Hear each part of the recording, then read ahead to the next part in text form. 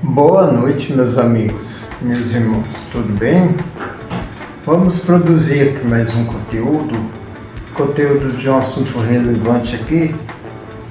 Vai ser um conteúdo que eu nunca me senti muito bem preparado para falar sobre isso, mas eu já passei por isso, né? Passo em passo, né? Vamos falar sobre casamento. Cadeirinha fazendo barulho, né? Vamos falar sobre casamento, tá? Eu encontrei aqui, eu tô aqui no Google, né? Mas casamento segundo a Bíblia, né? A Bíblia não descreve o ato casamentista, aquela celebração, aquela cerimônia, né? Como acontece nos dias de hoje, no sistema, tanto no sistema civil quanto no sistema religioso, né? Mas aqui, olhando alguns versículos da Bíblia, a gente percebe que o homem, depois lá de Adão e Eva, depois de Adão e Eva principalmente, né? E das antigas uniões da Bíblia, né? Entre homens e mulheres, a gente prefere que o homem, né? Ele assim, com a ajuda de Deus, acredito, resolveu oficializar essas cerimônias, né? E cada cultura sempre existiu um uso e costume do casamento, uma celebração diferente, um estilo diferente, entendeu? Uma documentação diferente, né? Eu digo a documentação diferente, o ato de documentar o casamento, né? Cada cultura, cada país, cada povo tem seu próprio jeito de documentar isso, né? Mas aqui a Bíblia diz assim, a Bíblia está falando sobre as mulheres, o casal, o comportamento no casamento. Em Efésios 5:22 está falando assim: as mulheres sejam submissas ao seu próprio marido como ao Senhor, porque o marido é o cabeça da mulher, como também Cristo é o cabeça da igreja, sendo este mesmo o salvador do corpo. Como porém a igreja está sujeita a Cristo, assim também as mulheres sejam em tudo submissas ao marido. Aí ela fala: maridos, amai-vos vossa mulher, como também Cristo amou a igreja e a si mesmo se entregou por ela, para que se santificasse, tendo-a purificado por meio e da lavagem de águas pela palavra, para apresentar a si mesmo igreja gloriosa, sem mácula, sem ruga, nem coisa semelhante, porém santa e sem defeito, né? Bom, a gente vamos sobre esse versículo. Esse é apenas um dos versículos que fala sobre o casamento na Bíblia e sobre o comportamento do homem e da mulher dentro do casamento, né?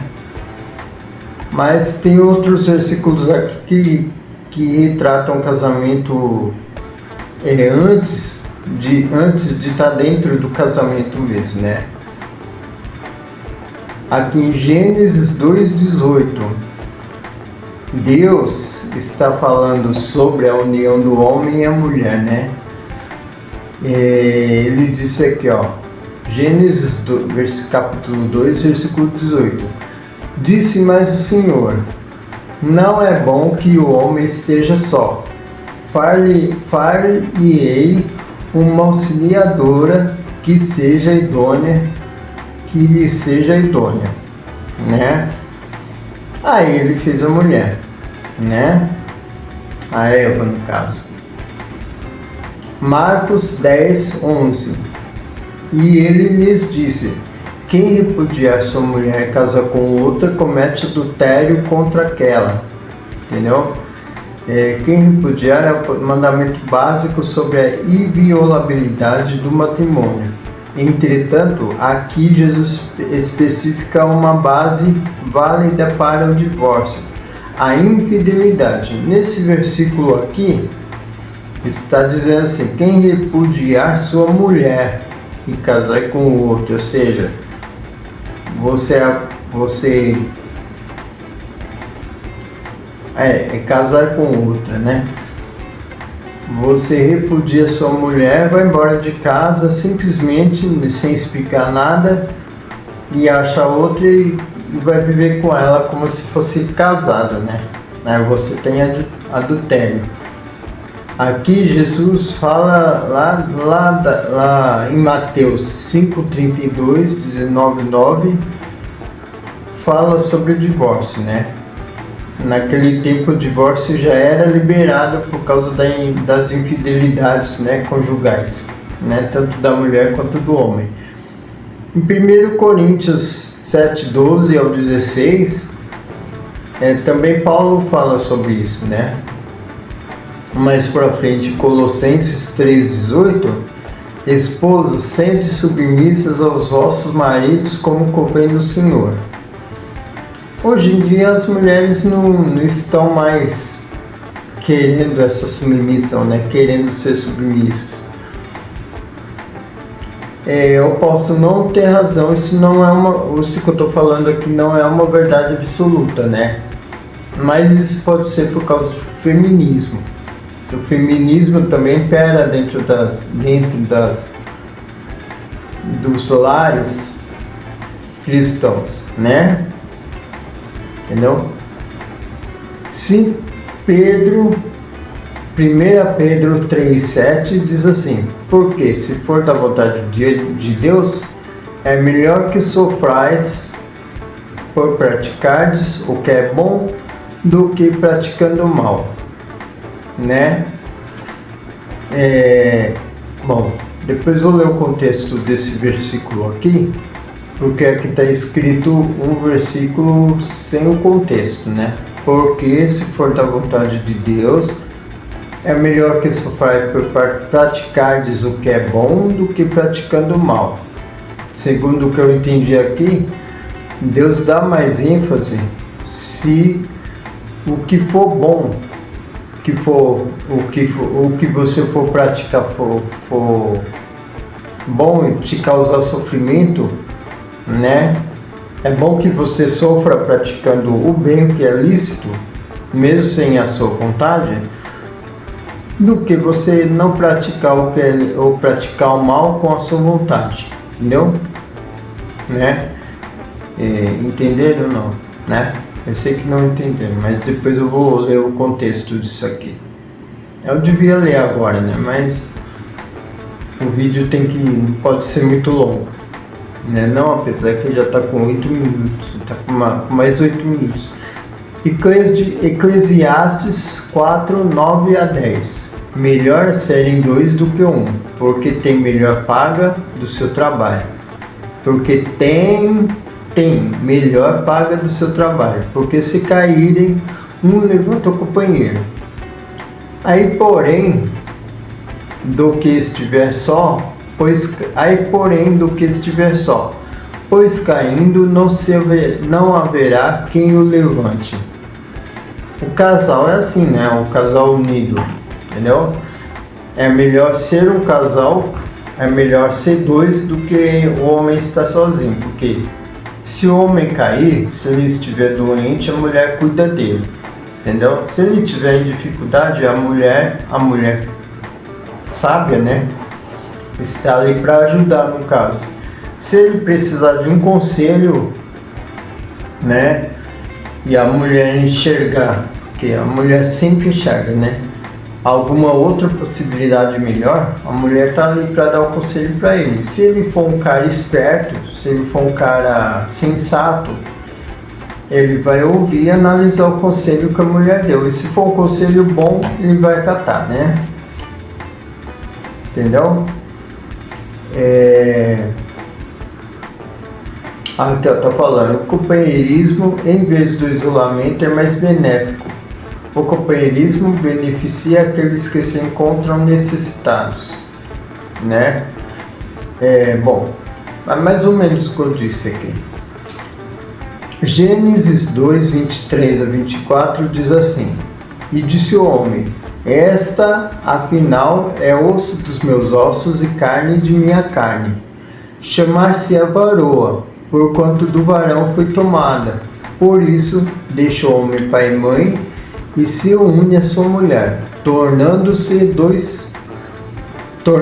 os dois uma só carne. Né? Aqui Adão, depois que ele viu Eva, depois que ele viu a Eva, aquela mulher formosa, né? Mulher bonita, que devia ser muito bonita, né? Aí ele disse isso, né? Isso está escrito lá em Gênesis 2, 23 a 24, tá?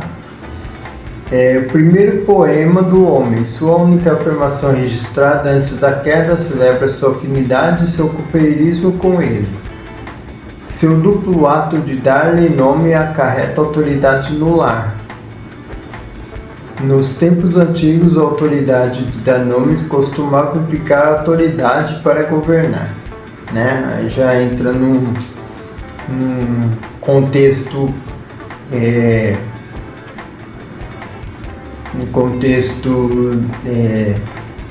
nossa, tá, me fugiu a palavra agora. Um contexto mais didático no sentido assim de teologia, né? No sentido teológico. Nossa, era tão simples falar no sentido teológico, né? Mas fugiu, tá? Isaías 62, versículo 5. Porque como o jovem desposa a donzela, assim teus filhos te desposarão a ti. Aqui já está falando de Deus, né? Aqui já está falando no sentido mais espiritual. Como o noivo se alegra da noiva, assim de te alegrará o seu Deus, né? Aqui já está falando do casamento, mas no sentido mais espiritual, né? E aqui está usando o casamento como um exemplo, praticamente, né? Está falando exatamente do casamento. 1 Coríntios 7, 1 a 5. Quanto ao que me escrevestes, é bom que o homem não toque mulher, mas por causa da impureza, cada um tem a sua própria esposa, e cada uma o seu próprio marido. O marido conceda à esposa o que lhe é devido, e também, semelhantemente, a esposa ao seu marido. Não tem essa de tô com dor de cabeça, entendeu? Não quero, nunca quer, né? Entendeu? Claro, o marido também tem que avaliar o caso e também tem que ser respeitoso com a esposa, né? A mulher não tem poder sobre o seu corpo. Esse texto foi escrito no contexto da sociedade da época, que era uma sociedade mais machista e patriarcal, tá? A mulher não tem poder sobre o seu corpo. Naquele tempo, no tempo que foi escrito esse texto, a mulher não tinha nenhum direito, tá? E seu marido, e também semelhantemente o marido não tem poder sobre o próprio corpo. Quem achar que nesse tempo também a mulher não dava pitaco, se enganou. Aqui no texto mostra isso. A mulher não tem poder sobre o seu próprio corpo e sim o marido. E também semelhantemente o marido não tem poder sobre o seu próprio corpo e sim a mulher. Não vos priveis um ao outro,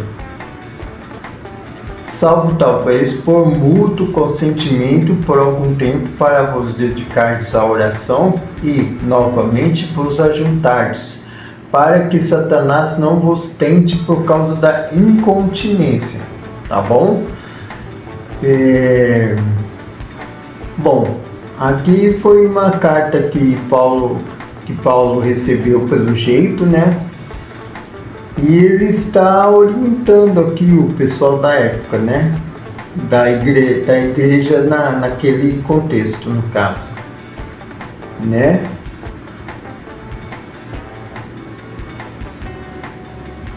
E são esses os versículos que estão aqui relatando dentro da Bíblia, né? Falando sobre casamento, né? Eu não trouxe aqui um assunto, porque o que eu estava pensando sobre casamento era o seguinte, deixa eu ver como eu vou falar para não causar para não causar espanto, né? Porque eu ficava me perguntando, né? Porque se o casal já vive junto, porque casar já vive assim, já vive uma vida de casados, né? Já vive uma vida de casal. Então acho que não tem tanto sentido levar isso pro civil, pro casamento civil. Mas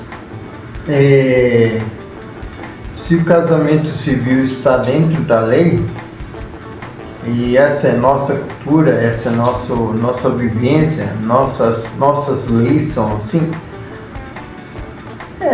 nós devemos obedecer às leis, né? E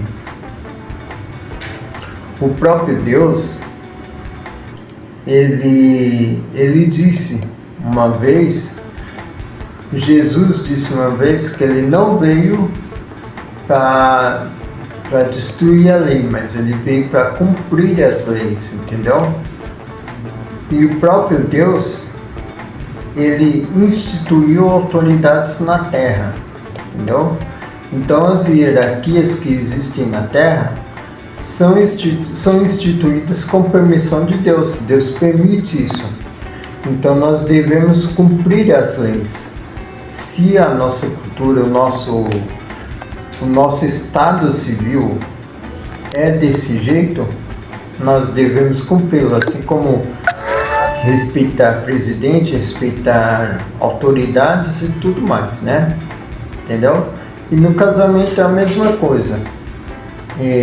Tanto é que eu trouxe vários versículos aqui dentro da Bíblia que o casamento era organizado civilmente, entendeu? Você pode perceber aqui em cada versículo desse, apesar que tem uns que não falam como que era feito o casamento, mas eles dizem aqui que eram dentro das possibilidades legais, né? Se vocês lerem e forem inteligentes, dá para subentender aqui que eram dentro de possibilidades legais, tá? Aqui não está falando de homem que pega mulher e vai ter uma noite de prazer, vai simplesmente ter prazer e depois largar, pegar outra, entendeu? E mulher é a mesma coisa, não. Está falando de casamentos, homens e mulheres legalmente instituídos, tá bom? O vídeo é isso, eu quis só fazer uma reflexão aqui, né? E mostrar que tudo isso está dentro da Bíblia, né? Está certinho o casal que quer casar, entendeu? Quer casar direitinho no civil, entendeu? Fazer aquela cerimônia bonita, apesar que eu já acho também, isso é meu modo de pensar também, né? Dependendo do casal, acho desnecessário, porque ainda mais hoje em dia, tá tudo muito caro, né? Entendeu? Mas eu acho desnecessário partindo desse ponto de vista, econômico, né? Entendeu? Agora, se tiver condição, também tudo bem, né? Se tiver condição de fazer aquela cerimônia bonitona, aquela festa, e não ficar devendo depois, não ficar, porque tem gente que faz depois, fica 5 anos pagando prestação de uma festa que já foi, e às vezes o casamento nem dura isso, né? É uma pena, né? Isso acontece, tá? Tô falando aqui mesmo, acontece mesmo, né? Mas quando você faz e já fica tudo pago e já foi, já pagou também, você teve condição para isso, por que não? É louvável, né? Então é isso aí, gente, tá? Beijos nos corações, boa noite, fiquem na paz de Deus, na paz do Senhor e até a próxima. Curtam o vídeo aí, deixem seus likes, tá? Inscrevam-se no canal e fiquem com Deus.